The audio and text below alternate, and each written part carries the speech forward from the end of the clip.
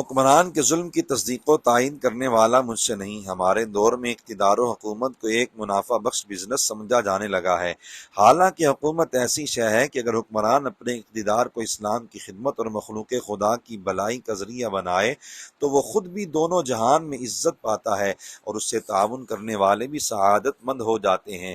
لیکن اگر صاحب اقتدار اپنے اختیارات کو اسلام کی سربلندی کے لیے استعمال نہ کرے اور مخلوق خدا پر ظلم کرے تو وہ خود بھی دونوں جہان میں ذلیل و رسوا ہوتا ہے اور اپنے ساتھیوں کو بھی لے ڈوبتا ہے۔ امیر المؤمنین سیدنا عمر فاروق اعظم رضی اللہ تعالی عنہ روایت کرتے ہیں کہ امام الانبیاء صلی اللہ علیہ وآلہ وسلم نے فرمایا، ان افضل عباد اللہ عند اللہ منزلۃ یوم القیامۃ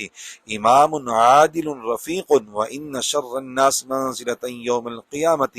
امام جائر خرق، یعنی جس مسلمان کو عہدہ ملا پھر اس نے عدل و انصاف قائم کیا اور نرمی اختیار کی تو قیامت کے دن رب تعالیٰ کی بارگاہ میں سب سے زیادہ فضیلت پانے والے بندگان خدا میں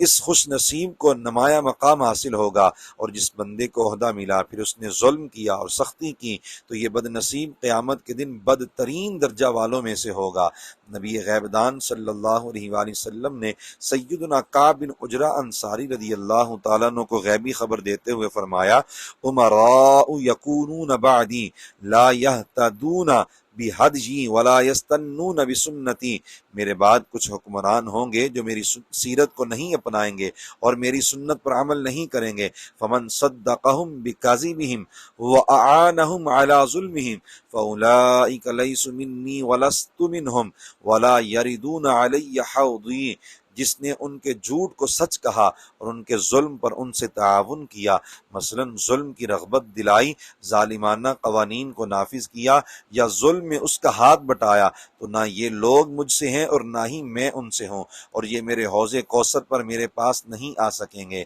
وَمَن لَّمْ يُصَدِّقْهُم بِكَذِبِهِمْ وَلَمْ يُعِنْهُمْ عَلَىٰ ظُلْمِهِمْ فَأُولَٰئِكَ مِنِّي وَأَنَا مِنْهُمْ وَسَيَرِدُونَ عَلَيَّ حَوْضِي، اور جس نے ان کے جھوٹ پر ان کی تصدیق نہ کی اور ان کے ظلم پر ان کی مدد نہ کی تو یہ لوگ میرے ہیں، میں ان سے ہوں، اور ان قریب یہ میرے حوض کوثر پر میرے پاس آئیں گے۔